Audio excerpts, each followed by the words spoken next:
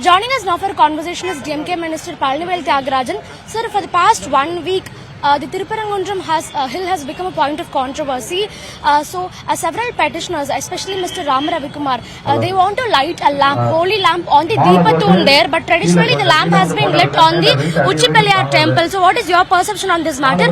Do you think it's okay to light the lamp on the Deepathoon? I'm worried that it's so loud here. Anyway, we came for the Ambedkar garlanding. So first of all, my point is that I'm not the minister for either HRNC or maintenance of law and order. So I'm not in any position to answer. I've already spoken about some practical issues earlier. So I'm not sure I have much new to add. But my first question to you is, how long have you been here? Have you been here from the 3rd or 4th? I've been here for the past 4 days. Were you at Tirupparangundram on the evening of the 3rd? Yeah, I was here. Okay. So this is my understanding of the situation, and I'm saying it not because I'm not, as I say, I'm not the minister. It's not my portfolio. But I am by family, by birth, by legacy, by habit, big devotee of Lord Muruga.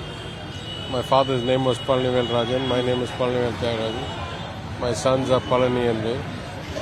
Of course, we have many relations to many Murugan temples.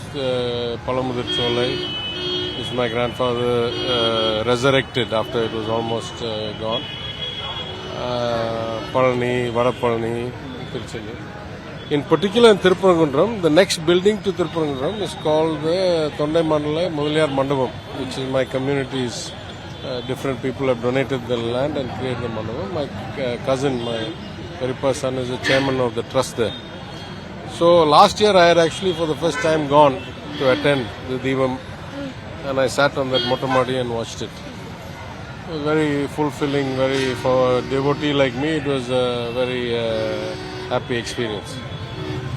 See, the problem with a lot of these things is if it is left to the local people, there is no problem. There has been continuously good faith and good relationships for many centuries. The minute you start bringing in people from outside, then there is a risk that sentiments are now beyond the local sentiments, right? Anyway, I don't want to get into the case. As you know, even though the Constitution allows legislatures to debate anything and everything inside the House, even sub judice matters, normally speakers over the decades have found it a practice not to allow such debate. So when it is outside on the street, it would not be appropriate for an elected lawmaker to say much about the case itself. The case is a case. There are multiple appeals pending. There's the appeal of the contempt pending, taken up next week. There's the appeal of the original judgment pending to be taken up by the bench. There's the SLP in the Supreme Court. So we'll see how the courts decide. The complaint from the petitioner side is that despite multiple directions from the Madras High Court to the state government or the Madurai district administration per se did not allow them to climb atop the hill and light the holy lamp on the Deepathoon. So they are telling that this is pure contempt, and why is the district administration not even abiding by the orders of the Madras High Court? Look, again, I'm not the law minister, but I will tell you just my practical experience. I have served as Minister for Finance and Personnel, what they used to call Human Resource Management. And I have commented in public, in the Assembly and in public debate, that there is a broad tendency in today's kind of reality that the lines between the judiciary, the legislature and the executive are blurring. And it is not very clear as it used to be back in the day. So, for example, there are many judgments that have not been enforceable, both in my experience, outside my experience in Tamil Nadu, outside my experience outside Tamil Nadu. Many times judgments, for whatever reason, have some limitations in their ability to be implemented. And I don't want to talk only in theory, so I'll give you some examples. There was a judgment from the Madras High Court when I was Finance Minister that the government shall build an underground drainage system, UGD system, for some part of the extended corporation of Chennai at a particular cost. That is not within the jurisdiction of the judiciary.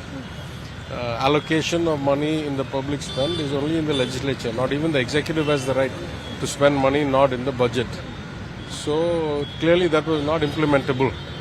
And so we had to appeal it, and we couldn't implement it because the Constitution is my first guide. Judgments come and go. The Constitution doesn't give the finance minister or the ministry the right to spend money not appropriated by the legislature. Right? There have been other judgments. For example, there have been other matters brought to court. You remember about 2 years ago, there was this whole PIL about so-called Revdi culture, which was brought up by the Prime Minister. And there was some debate about that, at which point I asked the question, why is this matter in the court? Where in the Constitution does it say that the court is an arbiter or an interlocutor between the politician and the public during the process of getting elected? The law is enacted, the bill is passed, then the court can opine. But me having a debate with the elector saying that I will do X or Y, how is that to be justiciable unless it's something illegal? Now the irony is, of course, that at the time when I asked the question, remarks at the bench in Delhi, then Chief Justice remarked, don't think to my party's lawyer, don't think we don't know what your finance minister is saying, etc. Here we are 2 years later, the Bihar election, the government has given 10,000 rupees per woman. So, that point I made then, one man's social spending is another man's Revdi. Everybody does what they want to constrain the other person. So, many times it is not appropriate. I was just at a lecture in Delhi where a senior advocate in the Supreme Court who has appeared for Tamil Nadu and Kaveri River matters mentioned a case in, I think it was Himachal Pradesh, where a High Court ruling had been that the government shall build these roads between these villages, etc. That was not within the realm of the judiciary or the executive. As I say, it has to go to the legislature. So that also was taken to the Supreme Court and stopped. So my point is, generally, there may be many reasons why an order is not implementable. In this particular case, I have no answer for what the HRNC department did or didn't do. It's not my department. But in both instances where the court has ordered the petitioner plus 10 people to go, it was not actually implementable. That I am very clear, because in the first instance, on the 3rd, by 3 o'clock intelligence reports had been received that there is likely to be a problem and large crowds are gathering and there is chanting of slogans and party flags and all these things. You were there at 5 o'clock. Did you or did you not see that large crowds were gathering and barricades were being removed? Crowds were there. And policemen were being pelted with stones and people got injured and all this stuff. The contempt hearing, as best I can tell, was originally taken up at 5 when the government pleaded, how can you go in contempt before the event? You cannot preempt contempt. Then it was rescheduled. And by 5:30, 5:45, the law and order situation had deteriorated so badly. This was the original ruling that the HRNC shall light. Yeah. Okay. By that time, then the local police felt the need to address the sub-divisional magistrate, the RDO, and say that law and order is getting out of hand. Gave that report reached the collector. While the contempt hearing started at 6:05, by 6:15 the section 144 order was promulgated to reduce tension, and then after that at 7:45 or 7:30 the plaintiff plus 10 people came and asked, and the police told them, sorry, we cannot control the crowd, it's 144, it's not enforceable. Then, of course, there was appeal next day. The two-judge bench didn't stay. Then again another case was taken. And again, by the time the case was actually heard or the judgment was delivered, this time not only were there large crowds, there was also clear party presence, including the leader of the state BJP, who is a sitting member of the Legislative Assembly, who was physically at the scene, and there were a lot of, slogan chanting. Nothing related to Lord Muruga. Normally when you go to a Murugan temple, they'll say, Vetrivel Muruganuku Arohara, or something to that. These were not those kinds of slogans. This was other kinds of slogans. Not even in Tamil, if I'm not mistaken. The slogans were, what is the slogan? You were there. You were telling Jai Shri Ram, a few sections said. And all that. Yeah. So in any event, the crowd was already a bit restive. And there was a significant political presence there. Now, after that, when the order came, again the plaintiff tried to go there, and the police in their judgment said this is not enforceable. Why is it not enforceable? Now I want you to think about some practicalities, okay? It's one thing if you go and set up at 3 p.m. where there's sunlight and all that, because there's no electrification on the hill, right? Number one. Number two, if it is the HRNC's job to do it, the HRNC has a lot of resources, has a lot of history, is otherwise lighting the lamp at Uchipalayar, so they know how to go and light an equivalent lamp. Now lamp doesn't mean like you and me lighting a switch in our house, right? Or a chinna vilakku for நம்ம வீட்ல எல்லாம் Karthigai Deepam, we put small lamps.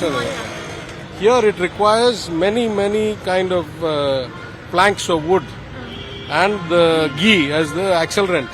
So my best guess, it takes about 20, 30, maybe 50 kilos of wood and maybe 3 to 5 kilos of ghee to get this lamp going. Those are not things that can be easily transported up the hill on an instant's notice. They cannot even be procured on an instant's notice. So if a judgment comes at 6 or 6:30 or 5 or 5:30 saying that you shall do so, then the prerequisites for that judgment are 2-3 things. One, you must have a peace and calm prevailing on the ground and not have already a kind of kalavaram, melee happening. Second, there must not be the risk of further deterioration of law and order. Third, you must have some practical way of getting up the hill despite it being dark. Fourth, you must be sure that other than the 10 people plus the escort, whether it's CISF on day 1 or police on the day 2, nobody else will be able to enter and go up, when already in both instances there were huge crowds amassed at the Palaniyandavar Koil, which is the beginning of the steps. Now the greatest complexity is that though everybody agrees that the location given by the court of where the lamp should be lit up the hill in both places, right? Uchipalayar, like it was last year and for the last 100 years, and now for the first time, at least in recorded history, in a new location. In that new location, you have to actually go past the Dargah's property. You have to go, the steps only go, it's not like there are infinite number of steps. These steps have to go past the Nelli Top and the Dargah property to go to there. So of course the police apprehend the risk that if in the dark of night, hundreds of people ascend into this place, then who can be accountable for what happens? We have seen in many other places that once the mobs are incited, many things can go wrong. So I think in light of the circumstances, it was just not a realistically actionable order, particularly when the people supposed to do the work were not people who otherwise knew the hill, had the resources. See, HRNC employees doing something is a different story. Some people, my best understanding is neither is the plaintiff from Tirupurangundram nor was he any particular association with the temple. So the plaintiff may have had even more complexity. So I think the problem is that if you have a question about is it constitutional kind of aberration, I would say all orders are subject to the practical constraints of implementation.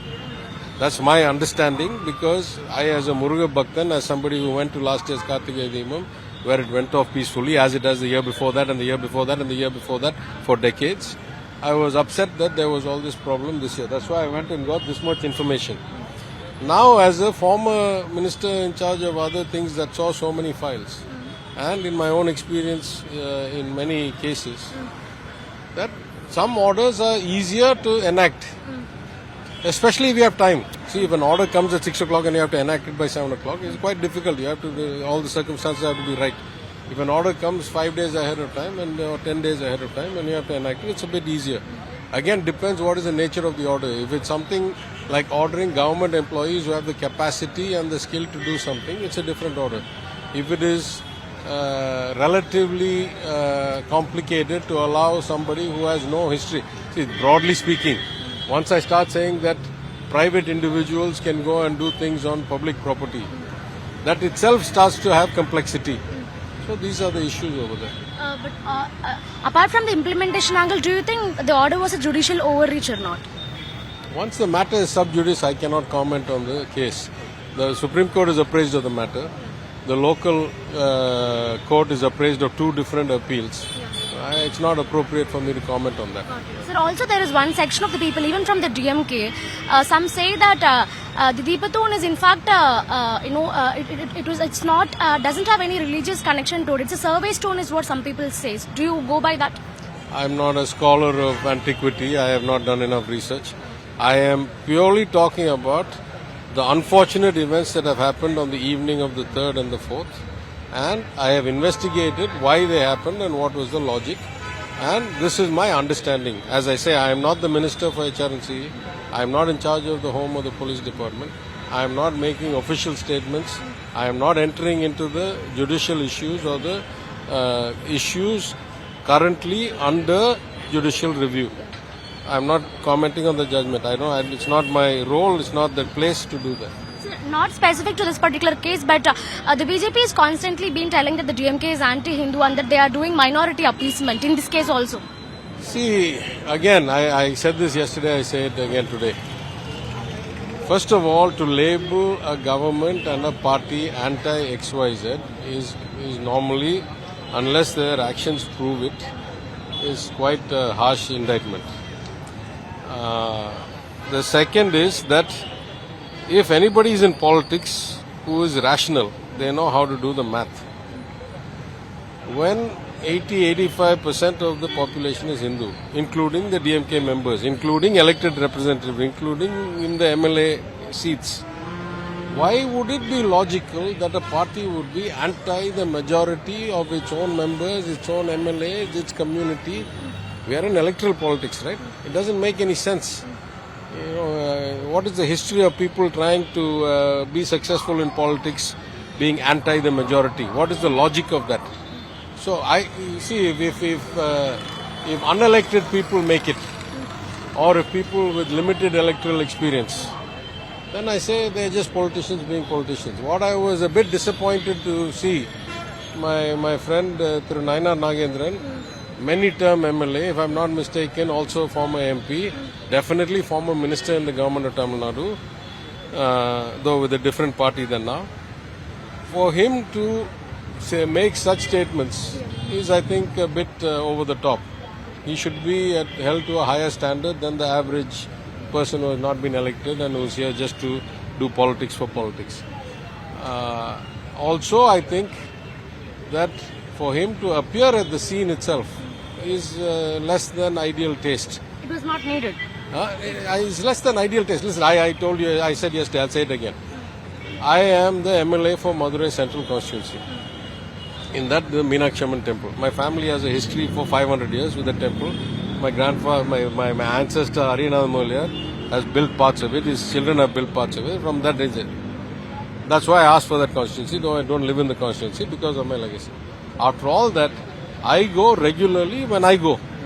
I don't go for the sake of particular festivals. That happens to be how I practice my faith.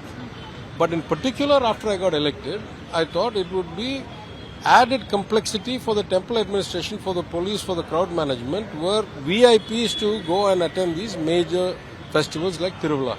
So I particularly stay away unless there's some extreme need. Like in this case, now I go because my mother is the chairperson of the trust board. She's quite aged and more to show moral support to her and to go sit with her, I go. But otherwise, when I was MLA, when I was minister, most of the time I have not gone because I consider that social awareness and public-mindedness that I don't want to add complexity. My heart is full of my faith irrespective of what day I'm where. That's my way. I'm not saying everybody has to follow that way. But I'm saying that to me is the sensitivity a politician should have. That if you're in a big role, you try and avoid creating unnecessary kind of complexity, additional responsibility, additional workload, additional risk of overload of responsibility and security unless it's absolutely essential. So when that is the benchmark, I would say for myself, what was the great value of the leader who, to my knowledge, is not an annual attender of the Kartiga Deepam in Tirupangundram. You'll have to go and check if he has come ever, that I don't know. But I can say for sure he's not an annual attender. Why should he suddenly show up after the matter is sub judice and after there are things to be done? Either he feels that his presence can enforce some action onto the government, which is inappropriate. He's only an elected representative. Or he is trying to take a political angle to an action. Neither of those is in great taste, in my view. Yeah. Final question, sir. It looks like the BJP is refusing to let this die down. Do you think this issue, having its reflection on the assembly elections in the Madurai, in Madurai and the surrounding areas in 2026? Look, I know what I know. I don't know what I don't know. I know that the BJP will try to use every angle, particularly every religious angle. That is a track record. I am not hypothesizing. Whether it will have any impact is hard for me to say. I have faith in the people. People will know what is genuine devotion to Lord Muruga or to adherence to Tirupurangundram, and what is a politicized issue, what is a arbitrage issue, and so forth. I am in public life because I have faith in the people. So I have faith in the people that they will be able to tell the difference. So let them decide. Yeah. Thank you, sir. Thank you for talking to us. That is DMK Minister Palnivel Thiagarajan telling that let the people decide, let them decide what they want and what they don't want, and what they want to discuss and what they don't want to discuss. Let the people decide is the final word that is coming in from Mr. PTR, and he's also going on to say that the order of Mr. G.R. Swaminathan, Justice G.R. Swaminathan from the Madurai bench of the Madras High Court, multiple times that was not implementable, and that was the key reason why the district administration did not let it happen. Is the justification that is coming in from him. Let's wait and see how the BJP is responding to these. For the time being, Dharni with Manish for Times Network from Chennai.